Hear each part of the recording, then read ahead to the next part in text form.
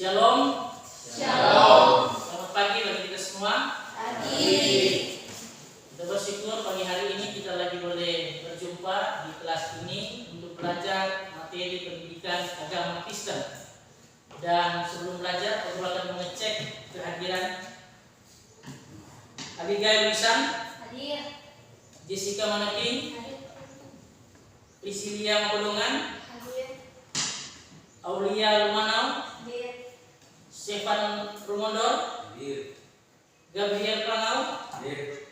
Yohanes Lumintang, Hadir. Aldo Makalimbang, Hadir. Dewa Samadi. Hadir. Semua boleh hadir pada pagi hari ini. Ternyata tidak ada yang alpa. Dan mengawali kegiatan belajar pada pagi hari ini kita awali dengan doa yang nantinya akan dipimpin oleh Stefan Rumondo. Silakan. Teman-teman, sebelum kita belajar, mari kita berdoa. Tuhan Yesus, terima kasih atas penyertaan-Mu pada hari ini. Kami boleh lagi ada untuk belajar. Dan kiranya apa yang kami belajar sebentar dapat kami mengerti dan dapat kami praktikkan dalam kehidupan kami sehari-hari. Ini doa kami dalam nama Tuhan Yesus. Amin. Terima kasih untuk Stefan Rumondo yang sudah membuka kegiatan belajar kita dengan berdoa. Dan dalam kegiatan belajar ini kita akan melihat alur kontennya. Jadi kita akan belajar melangkah bersama Allah. Sekali lagi alur kontennya atau materi pembahasan kita hari ini adalah melangkah bersama Allah. Perlu diketahui sampai di mana pengertian adik-adik sekalian peserta didik tentang melangkah bersama Allah itu apa? Karena itu ada 3 pertanyaan. Yang pertama, apakah Anda pernah mengalami penyertaan Allah dalam hidupmu, baik suka atau duka? Pertanyaan yang kedua, apakah Anda dapat menjelaskan arti melangkah bersama Allah? Yang ketiga, apakah Anda memahami arti ungkapan bahwa ketika kita bersama Allah, maka akhir dari suatu pergumulan hidup adalah sukacita? Ada yang dapat memberikan pemahaman, tanggapan? Silakan. Yang kalian tahu tentang melangkah bersama Allah itu apa? Silakan, Jessica. Yang dimaksud dengan melangkah bersama Allah itu sama dengan orang mengikuti jalan yang benar dan berfokus kepada Tuhan dan mengikuti pimpinan Tuhan dan melangkah dengan iman. Terima kasih. Ada lagi yang boleh menambahkan? Dewa, silakan. Arti melangkah bersama Allah, berjalan bersama Allah yang harus menjadi kehidupan kita. Hal ini disebut sebagai mengalami Allah yang hidup. Mengalami Allah yang hidup dengan segala dampaknya merupakan harta yang tidak ternilai. Terima kasih untuk pemahaman awal yang perlu kira kita masih memerlukan informasi tentang bagaimana melangkah bersama Allah.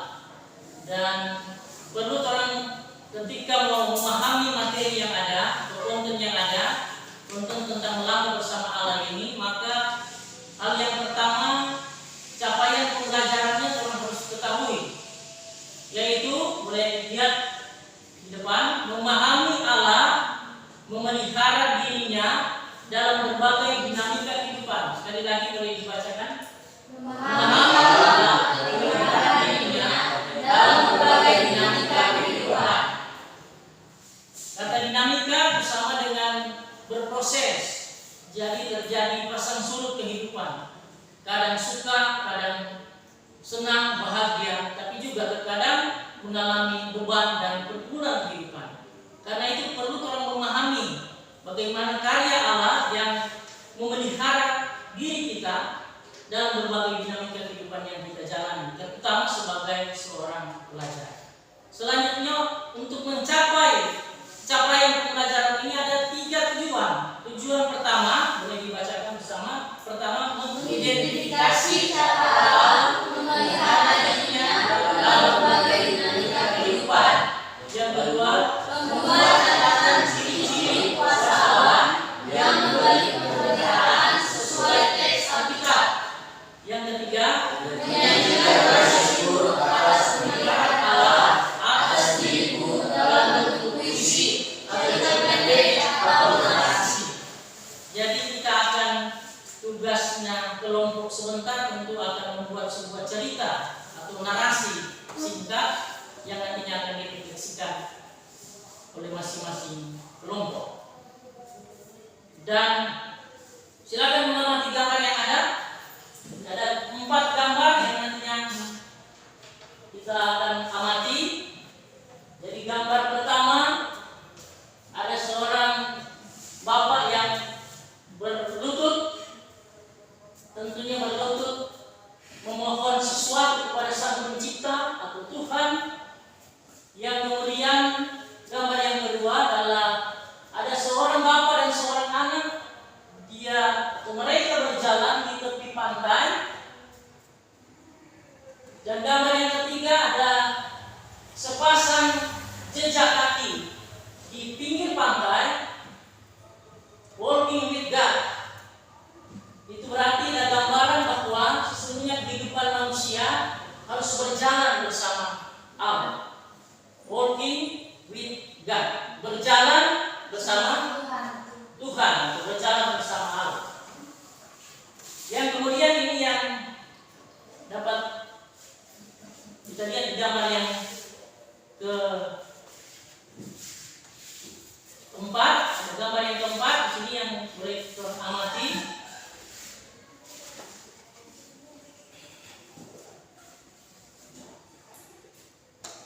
Jadi gambar ini kesimpulan dari ketiga gambar tadi. Jadi ini yang kemudian ada Tuhan Yesus yang berjalan dengan seorang anak. Jadi gambaran kehidupan umatnya, di mana Tuhan Yesus selalu menuntun, menjaga, memelihara, seperti seorang bapak yang mengasihi anaknya. Karena itu di gambar nomor 2 tadi ada seorang bapak dan seorang anak. Gambaran kehidupan itulah yang terjadi dalam hidup ini, sehingga orang harus berjalan bersama Allah. Itu gambar Tuhan Yesus ibaratkan dia memegang tangan seorang anak. Boleh diulang lagi dari gambar yang pertama. Silakan membuat pengamatan dari gambar 1, gambar kedua, dan gambar yang ketiga.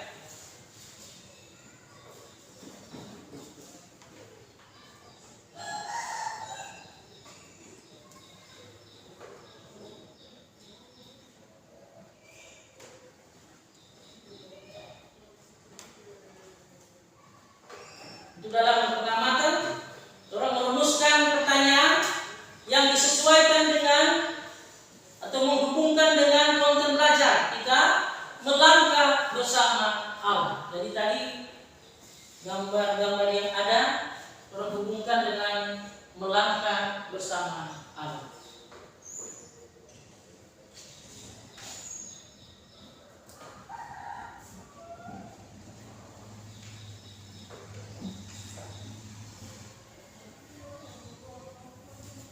Lalu sudah selesai merumuskan konsepnya, konsep pertanyaan-pertanyaan, guru memintakan untuk dapat presentasikan kelompok 1 dan kelompok 2 mempresentasikan atau mengkomunikasikan pertanyaan-pertanyaan yang sudah dirumuskan. Disilakan kelompok 1.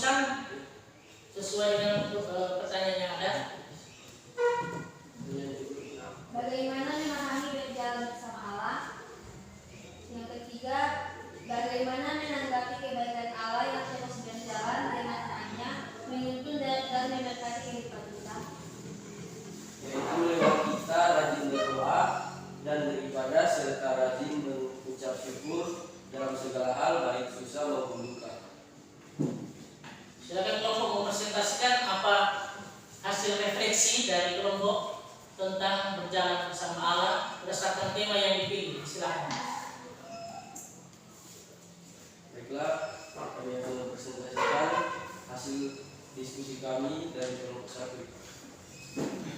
Suatu ketika waktu saya bersekolah mengendarai sepeda motor tepat di Tanjung Gubulu, ada kendaraan dengan kecepatan tinggi menabrak saya sehingga saya terjatuh dari motor yang saya kendarai. Tetapi saya bersyukur kepada Tuhan, sekalipun motor yang saya kendarai rusak berat, saya tidak mengalami luka yang sangat berat, terutama saya boleh terhindar dari kematian. Saya imani inilah bentuk pertolongan Tuhan dalam kehidupan saya secara pribadi. Karena itu saya harus hidup berjalan dengan kehendak Tuhan. Ya, demikian hasil refleksi kelompok dan diberikan apresiasi untuk kelompok tersebut. Dan selanjutnya kelompok 2 mempresentasikan hasil pembahasan kelompok. Silakan. Baiklah, kami dari kelompok 2 akan mempresentasikan hasil diskusi kami. Dari refleksi tentang ibu dari sakit yang dialami. Tahun lalu saya mengalami sakit sehingga harus dirawat di rumah sakit umum Malaya, Manado.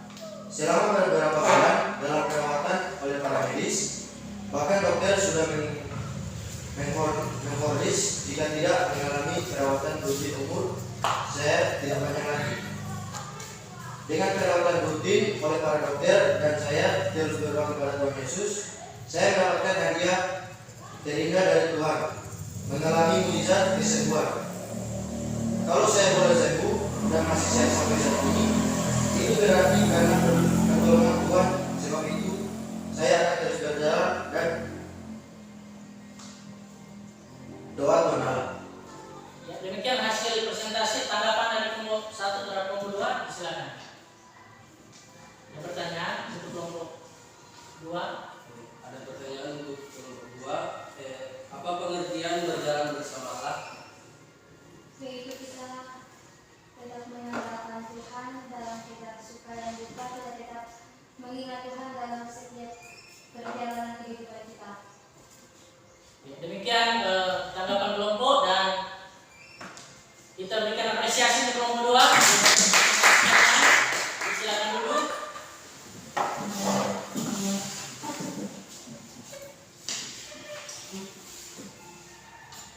Jadi tadi sudah mengkomunikasikan, sudah sampai tahap mengkomunikasi. Selanjutnya kita lihat tayangan video yang terkait dengan bagaimana Allah menuntun umatnya, yang diambil dari salah satu kisah dalam Alkitab tentang Daniel. Kita akan lihat videonya.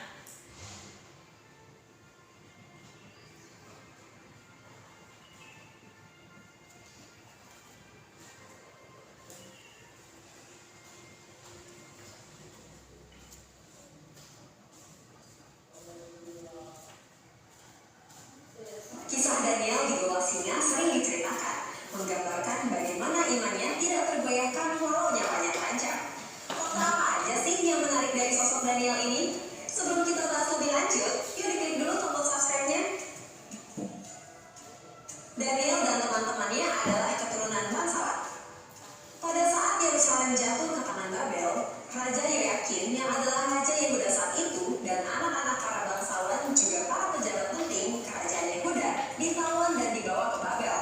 Ini adalah gelombang pertama tawanan, sedangkan Yehezkiel dan banyak tawanan lainnya dibawa ke Babel beberapa tahun setelah itu.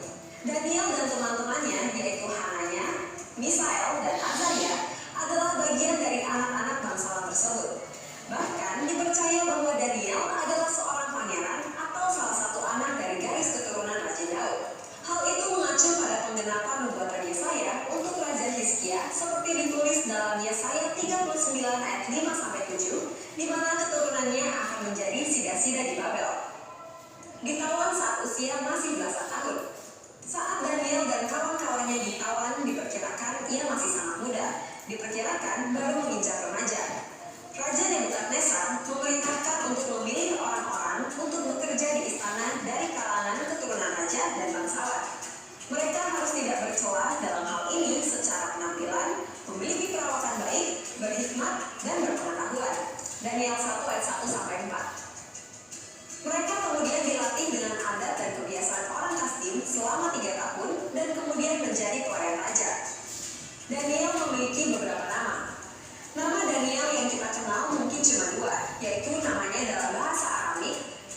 Daniel yang artinya Tuhan atau Elohim menjadi hakimku, dan nama pemberian Raja Nebukadnezar yaitu Belsazar yang artinya Bel melindungi hidup raja.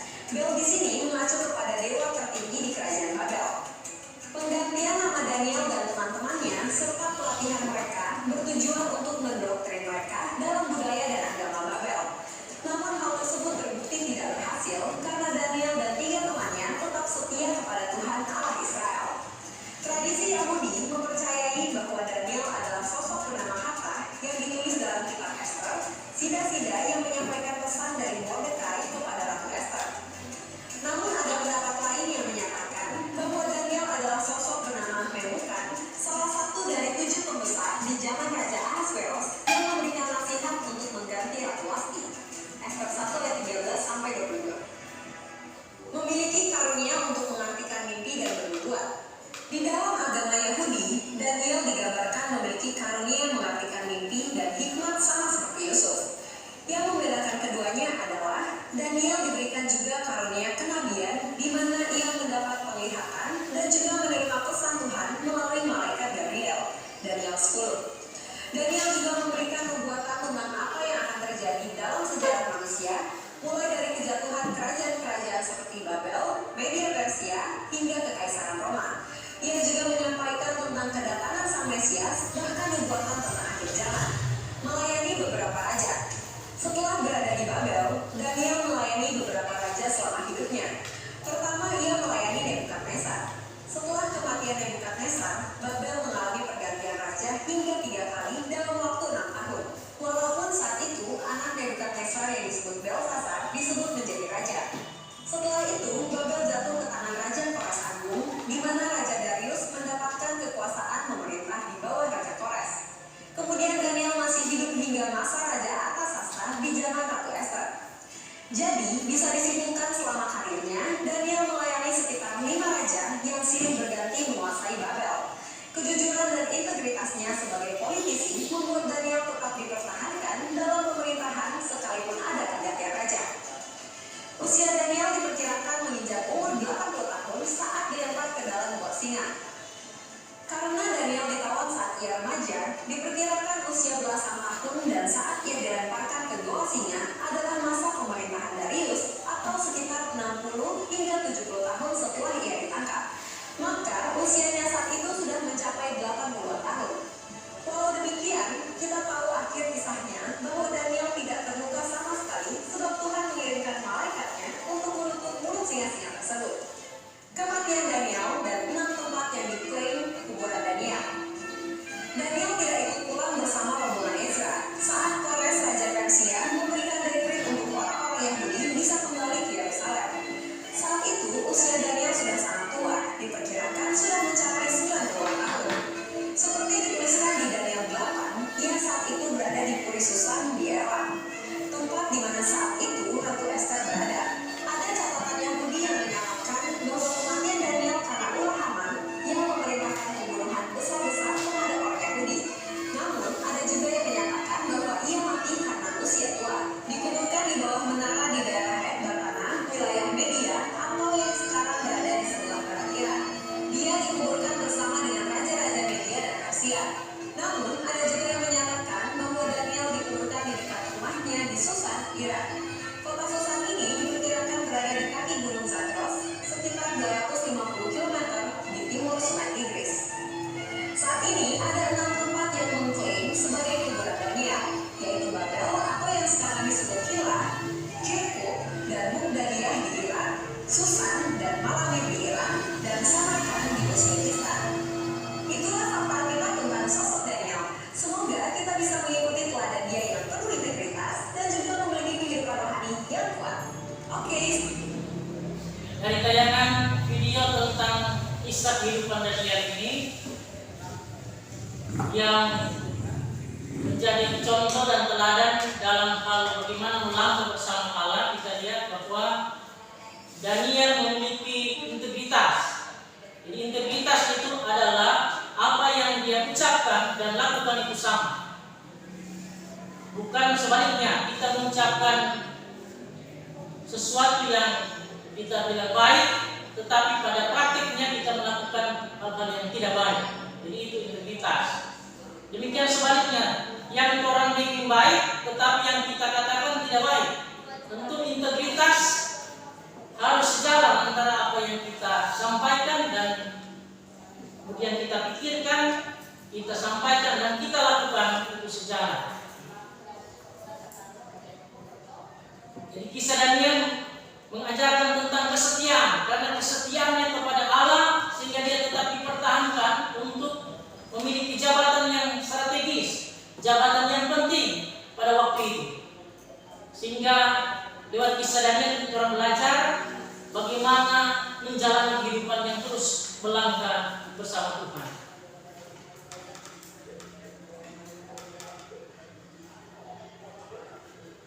Orang kembali lagi ke melihat pandangan Alkitabiahnya.